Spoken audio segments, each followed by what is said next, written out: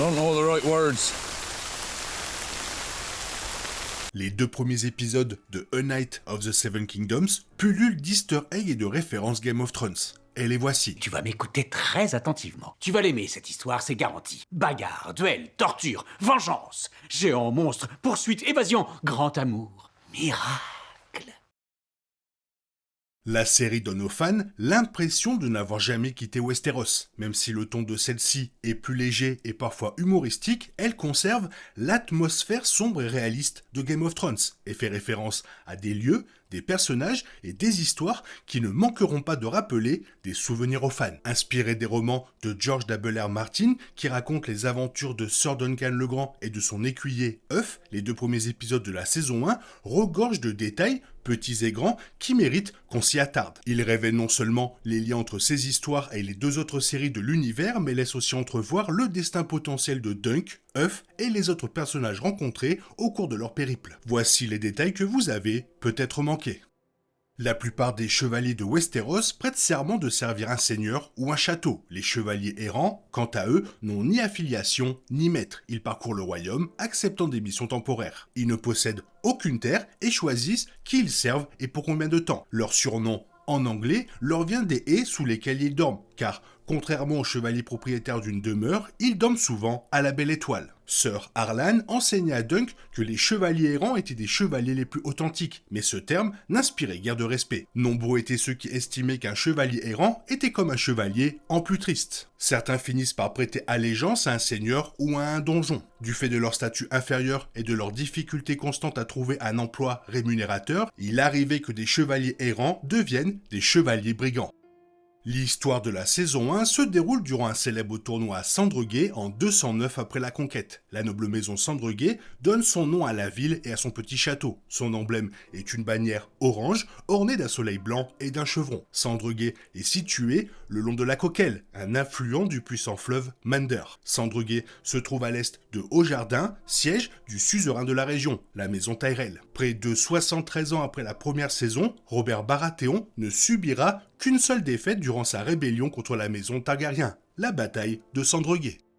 À son arrivée à Sandregué, Dunk aperçut la bannière de la maison Dondarion de Havre-Noir. Elle arborait un éclair pourpre fourchu sur fond noir étoilé. Havre-Noir se situe à la limite des terres de l'orage et des marges de Dorne. La maison Dondarion est fidèle à la maison Baratheon. Un descendant illustre de Sir Manfred Dondarion, dont Dunk espérait qu'il se porterait garant pour lui, partagera un jour un trait de caractère avec son propre descendant. Lord Beric Dondarion, qui ressuscitera dans Game of Thrones, avait lui aussi les cheveux roux. Dunk a déclaré que Sir Harlan n'avait eu tort de le frapper qu'une seule fois. Cette injustice s'est produite à Viergétan, une ville des Conflans, située près de la frontière avec les terres de la Couronne. Bien que Viergétan n'ait jamais été vu dans Game of Thrones, Tywin Lannister a prouvé que son échanson, Arya Stark en secret, mentait sur ses origines puisqu'elle ignorait le blason de la maison Mouton, la famille régnante de Viergétan. Tywin ne l'a pas puni pour son erreur. Viergétan tire son nom d'une légende très célèbre de Westeros, mais cette histoire devra attendre le second épisode. Le rustre Sir Stephen et son cousin écuyer Raymoon appartiennent à l'ancienne et noble maison Fossvoie de Cidre, située dans le Bif. Cidre se trouve à proximité, à l'ouest de Sandregué. La maison Fossvoie fait remonter ses origines aux premiers hommes, la famille se réclamant des descendants de Garth Mainverte, figure emblématique de l'âge des héros. Le blason des Fossvoie représente une pomme rouge sur fond d'or, en référence à leur terre où ils produisent et vendent du cidre. Les Baratheons règnent sur les terres de l'orage et comptent parmi les acteurs clés du jeu des trônes de Westeros. Lionel Baratheon représente donc un allié de taille pour Duncan, qui l'impressionne par sa naïveté et son honnêteté. Lord Lionel, surnommé l'Orage Moqueur, est exubérant, adore faire la fête et apprécie la bonne chair et le bon vin. Il entraîne même Dunk sur la piste de danse et les 2 hommes semblent avoir noué une complicité naturelle qui rappelle l'amitié d'un autre Baratheon, Robert avec Ned Stark. Le fait qu'il ait permis à Dunk de porter sa couronne à bois de cerf indique que ce dernier pourrait avoir trouvé un allié en la personne de Lionel. Toutefois, nous savons à quel point les Baratheons peuvent être lunatiques et colériques, et toute faveur obtenue d'eux peut être retirée tout aussi brutalement. Lionel Baratheon est convaincu qu'aucun homme n'aurait pu inventer un événement aussi merveilleux que les joutes. Sa référence à la première joute, qui aurait eu lieu 4000 ans plus tôt, laisse entrevoir ses origines et peut-être même son origine divine. Les joutes sont populaires dans la moitié sud du royaume, où prévaut la foi des sept. Lorsque les Andals traversèrent le détroit pour gagner Westeros, ils y apportèrent non seulement la religion, mais aussi la chevalerie, rare dans le nord qui vénérait encore des anciens dieux. Les Andals arrivèrent entre 2 et 6000 ans avant les événements de la saison 1. 4000 ans est une estimation aussi plausible que n'importe quelle autre pour la première compétition de joutes du royaume, que les Sept auraient pu instituer pour célébrer le guerrier. Le spectacle de marionnettes auquel Dunk, sous le charme assisté dans le premier épisode, racontait l'une des histoires préférées des petites gens. C'est un conte souvent transmis en chanson. La légende raconte que Serwyn, un chevalier légendaire, brave et rusé de l'âge des héros, polit son bouclier à tel point qu'il était devenu un véritable miroir. Cela lui permit d'approcher sans danger le dragon Urax et de le vaincre d'un coup de lance dans l'œil. Le dragon ne pouvait voir que son propre reflet dans le bouclier à mesure que Serwyn s'approchait, dissimulant complètement le chevalier. Serwyn au bouclier miroir est une figure si célèbre que peu de gens se soucient de savoir si son histoire, telle qu'elle est racontée aujourd'hui, est incohérente. Certains bardes disent qu'il servait dans la garde royale, or l'âge des héros est antérieur de plusieurs milliers d'années à la chevalerie de Westeros, sans parler de la formation de la garde royale sous le règne de Aegon le Conquérant 10 000 ans plus tard. L'âge des héros est également antérieur de plusieurs millénaires aux dragons eux-mêmes. Mais, comme pour toutes les bonnes histoires, l'effet importe peu quand le spectacle de marionnettes est aussi réussi. En traversant les pavillons, Dunk aperçut la bannière de la maison des Essaims de Mielbois. Celle-ci se situe dans la partie ouest du Bif, juste au nord de Villevieille. Son blason représente 3 ruches sur fond noir et jaune. Un membre de la maison des Essaims est apparu dans cet épisode sans être identifié. Il n'est cependant pas le premier de sa famille à apparaître sur HBO. Son ancêtre, Lord Lyman des Essaims, était maître de la monnaie du roi Viserys dans House of the Dragon. L'odieux Criston Cole a assassiné ce membre âgé du conseil restreint. Ce lord avait refusé de soutenir le plan des Verts visant à placer Aegon sur le trône de fer à la place de Rhaenyra. Il est ainsi devenu la première victime de la danse des dragons.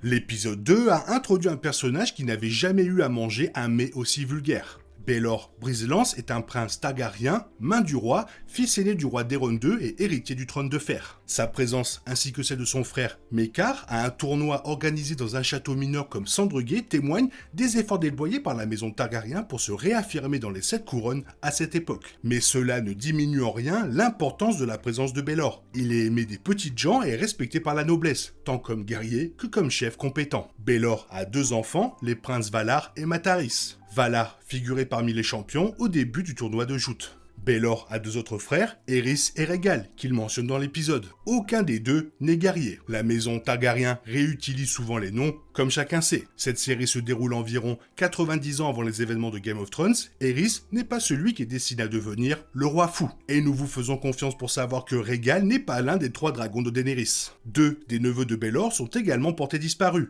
Mekar a 4 fils. L'arrogant Aerion le Flamboyant est arrivé avec son père pour participer au tournoi. Les fils de Mekar ne sont pas arrivés comme prévu et sont actuellement portés disparus. Dunk est toutefois confiant qu'ils ne sont pas morts, ce qui est rassurant. Le 4e fils de Mekar, Aemon, étudie actuellement pour devenir maître à la citadelle. Oui, dans ce cas précis, nous parlons bien du maître Aemon.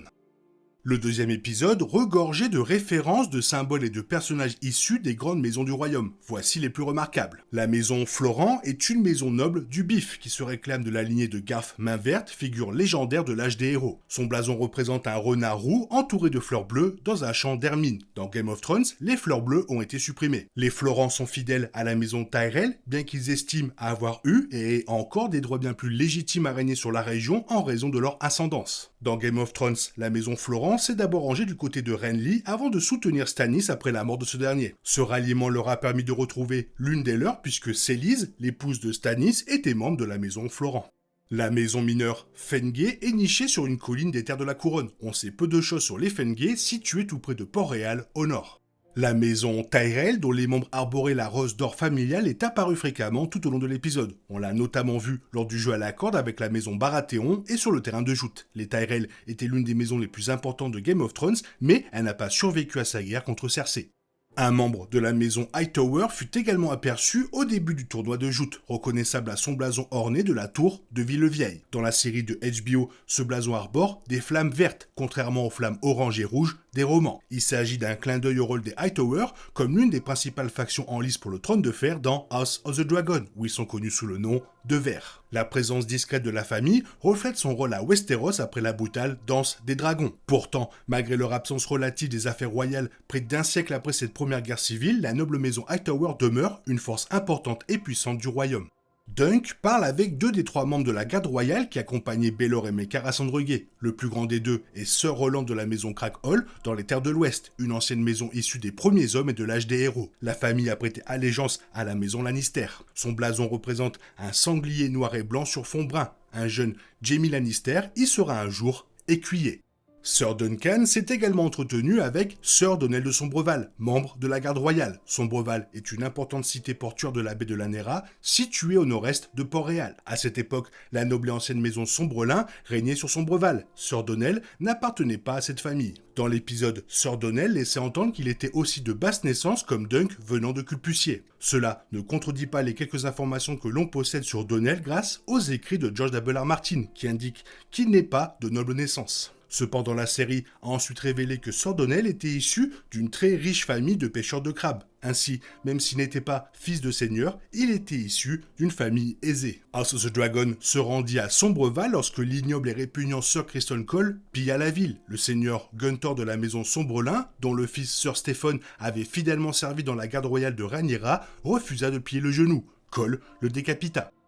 Les fans de Game of Thrones se souviennent de la passion de Sansa Stark pour les grandes épopées héroïques et romantiques. L'une des plus célèbres de Westeros est l'histoire de Florian le Fol. Tenzel et sa troupe ont conté l'histoire de ce personnage illustre et de son amour, un couple également immortalisé dans les chants de nombreux bardes. Florian est un chevalier de basse naissance, probablement un personnage fictif, déconflant ayant vécu durant l'âge des héros. Même s'il a réellement existé, il n'était certainement pas un chevalier au sens traditionnel du terme. Comme le révélait le spectacle de marionnettes de Tenzel, Florian était à la fois un grand fou et un grand chevalier, vêtu d'une simple armure de fer sans ornement. Malgré son armure peu impressionnante et son statut social modeste, ce chevalier à la fois naïf et noble tomba amoureux d'une belle servante nommée Jonquille, qu'il aperçut se baignant avec ses sœurs. Tywin fit référence à Jonquille dans Game of Thrones, à sa servante Arya Stark. Nous avons entendu parler du lieu de leur rencontre dans le premier épisode. La ville se nomme Viergétan en hommage à Florian et à la femme qui tomba amoureuse de lui. Tout comme le chevalier roturier épris de la jolie marionnettiste de Sandregué, même s'il n'en a pas conscience.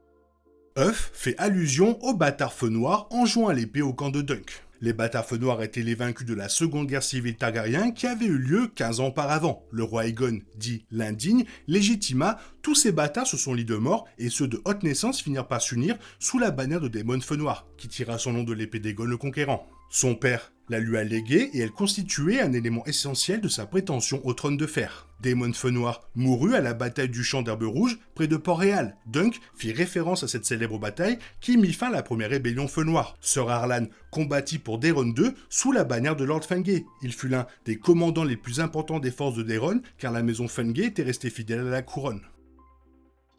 Alors bien sûr, il y avait aussi une référence à Sir Harlan qui monte sa grosse beuteux comparée à Hodor dans Game of Thrones, mais bon, je pense que tout le monde s'en fout. Toi, qu'est-ce que tu penses de tout ça? Surtout, qu'est-ce que tu as à rajouter? N'hésite pas à le faire dans la zone commentaire, et comme d'habitude, bisous bisous, bye bye.